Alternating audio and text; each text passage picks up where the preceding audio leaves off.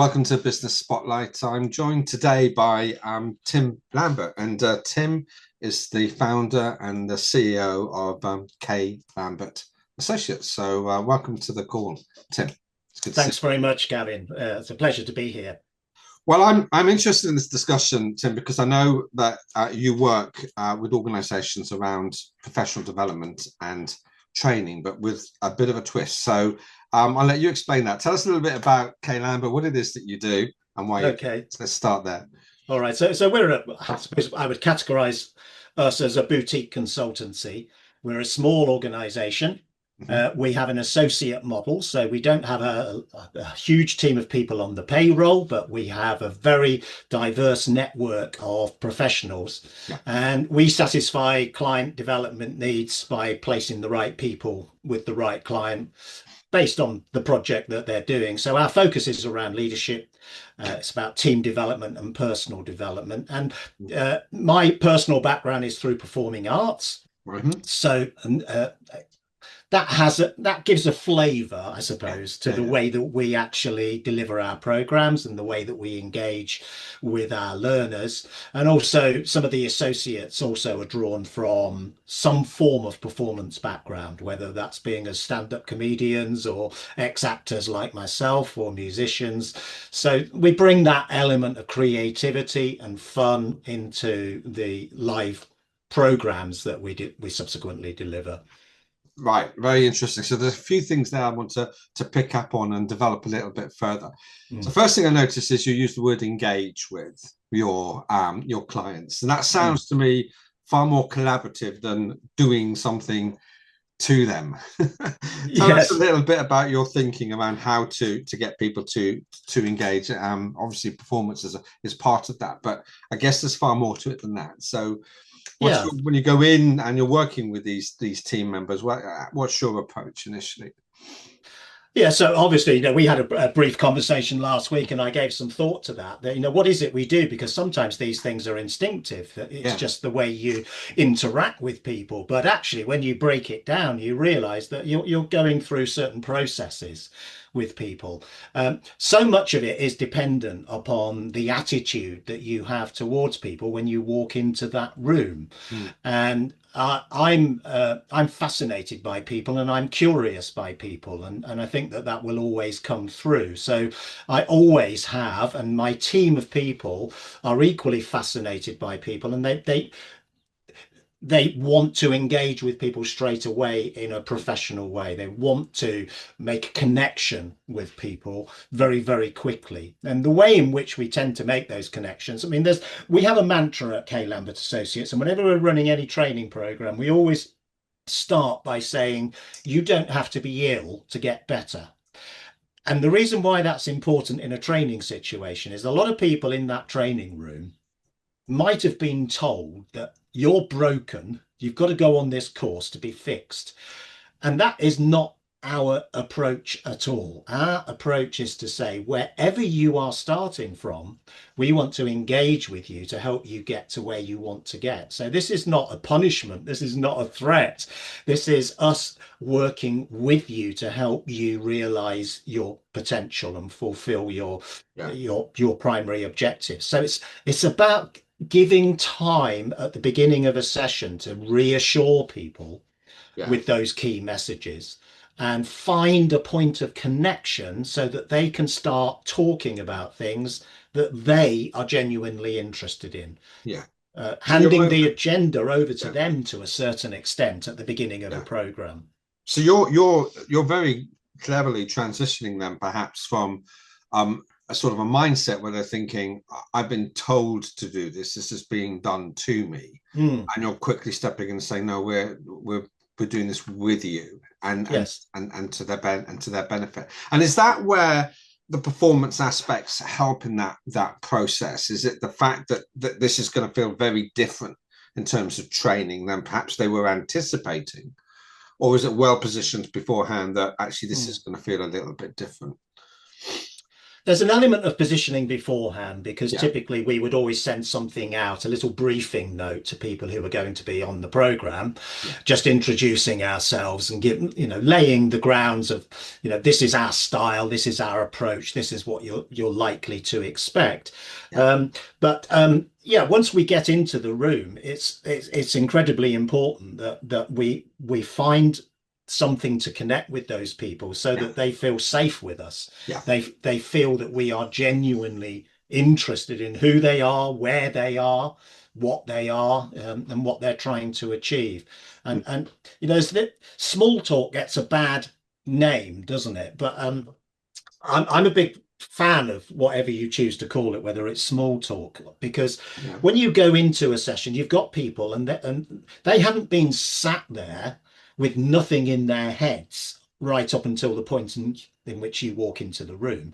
They've been sat there thinking about all sorts of things, being preoccupied, being worried, being concerned, thinking ahead of all the work they're going to have to do when they finally get back to their desk, yeah. because we've dragged The them away. important stuff that they're missing Yeah, out on because of you. exactly. Yeah, So their head is full of stuff. And if yeah, you just go straight in and you just launch straight in and say, right, here's our agenda, this is what we're going to do today, you haven't given them time to sort of clear their head of all that other detritus yeah. and come over to join you. And you need to give space for that to happen, I think, Mm. in order for them to think, oh, right, okay, I can now relax into it. This is going to be enjoyable. Yeah. These people care about me. They're interested in me. Otherwise, it can feel like learning is something that's being done to you. Mm. And I know that your background, Gavin, is from education. So I never really want to feel like a traditional teacher, of somebody who walks into a room and assumes that I've got a bunch of empty vessels in front of me and I'm going to pour my wisdom into them. Yeah. That is not, as far as I'm concerned, learning and development. That's not Yeah. training. That's not even education, actually. No. So it is about creating the right environment where people think, right, I think I'm going to get something out of this. Mm. Tim, I don't know if it was you that shared this with me when we had a conversation last week, but somebody shared that education's from the Latin root word educata, and it means to draw out, to extract. And I very much, I totally understand that point of view. There's a traditional model that if you're training or educating or whatever it happens to be, you pour information into people rather than engage with them. And one of the things that I think I find fascinating in your position is I'm a big fan of communication profiling. So I know that in that room of people that have been dragged away from their work, if you start to talk about various engagement activities, some will go around, oh yeah, very excited, I'd love to get into that, stuck in, yeah. And then there's others that are going to fold their arms and say, oh god, he's going to ask me to do some role play or whatever. There's the extroverts, there's the introverts, there's those that want to know why they're doing something, there's that are quite willing just to embrace it. How do you cope with that broad range of personalities of people you've never really met before? That must be very challenging. Yeah, yes, I suppose it is challenging, but it's exciting because the diversity that exists within that group. Yeah. And I'm talking about diversity in the diversest possible of definitions of diversity. Right. You've got all the different personality types, you've got all different backgrounds and experiences.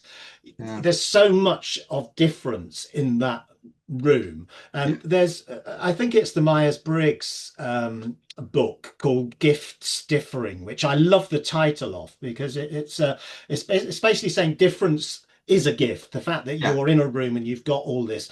So we do not expect everybody to behave in exactly the same way. We don't expect everybody to have the same opinion, and we don't also expect everybody to take away the same things from the session. Partly because they're starting in a different place and they've got different levels of interest. So it's about making sure that you meet people where they are. Yeah. And I was brought up in a very religious household, and one of the key tenets was you always treat people the way you want to be treated. And over my life, I've actually begun to challenge that and say, no, that's not right. Because I'm an extrovert. Yeah. I want people to come up and, Oh, slap me absolutely. back and hug me, and Yeah, yeah. I want to jump up and get involved. But if I try treating people the way I like to be treated, that's Mm. going to freak them out. So no, I've got to treat people the way they want to be treated. You're, And and yeah, that absolutely. means finding out who Yeah, they are, what yeah, they are, what makes them tick. So sometimes we'll do some pre-course evaluations, whether that's full psychometrics, or we might simply ask them to tell us a little bit about themselves prior. yeah.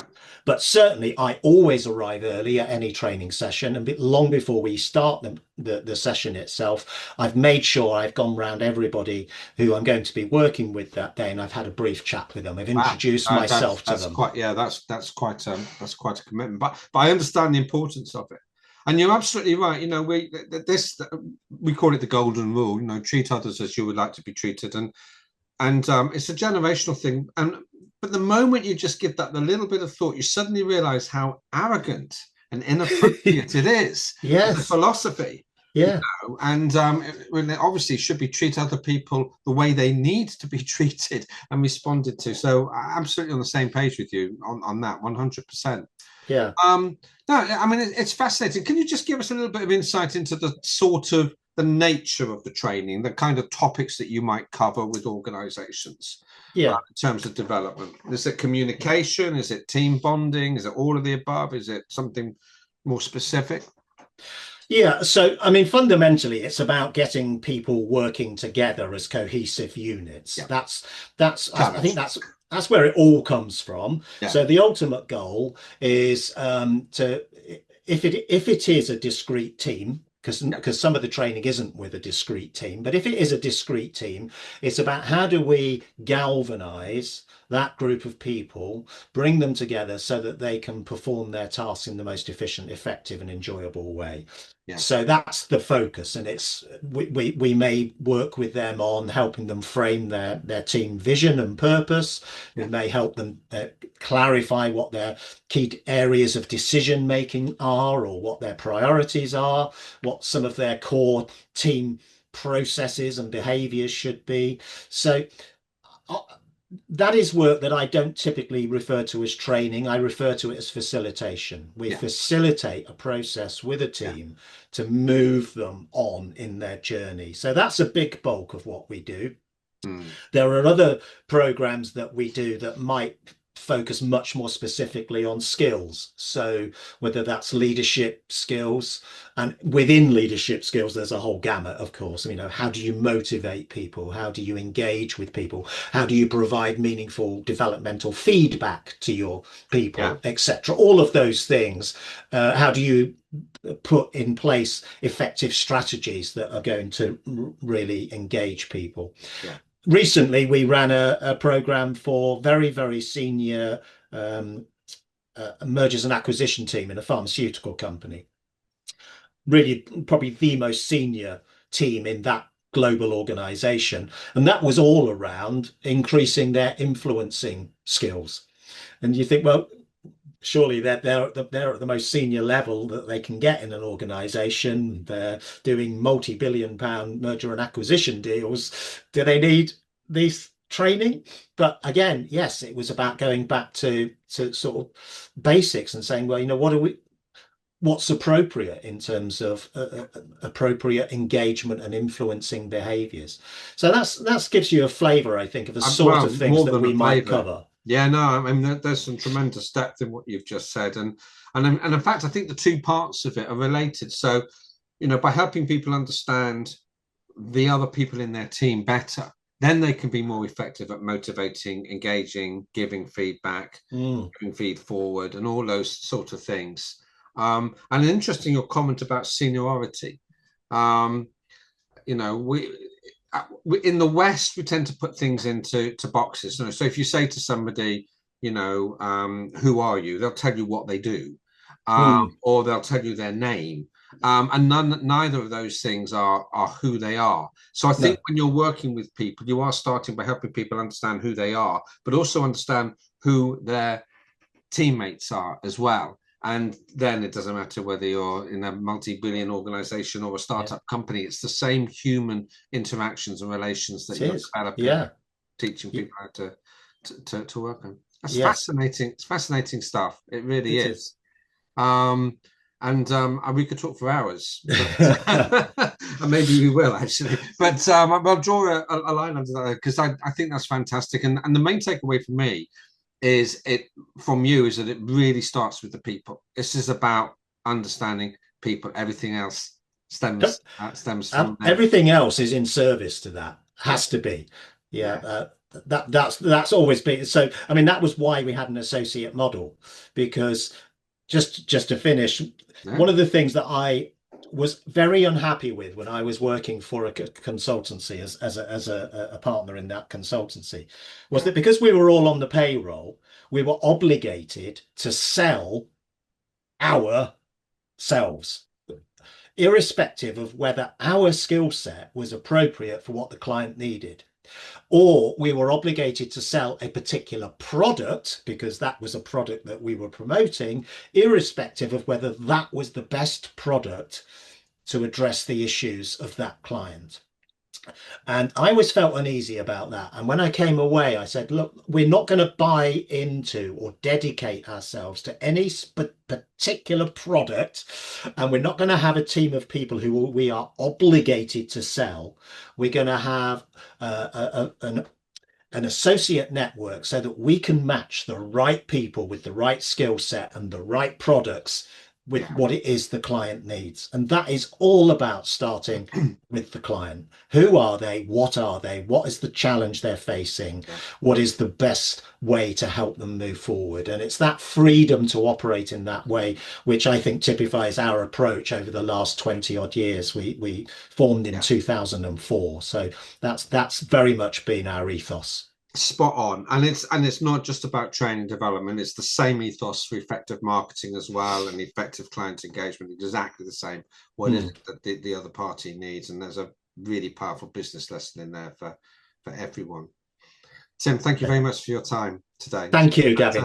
Pleasure.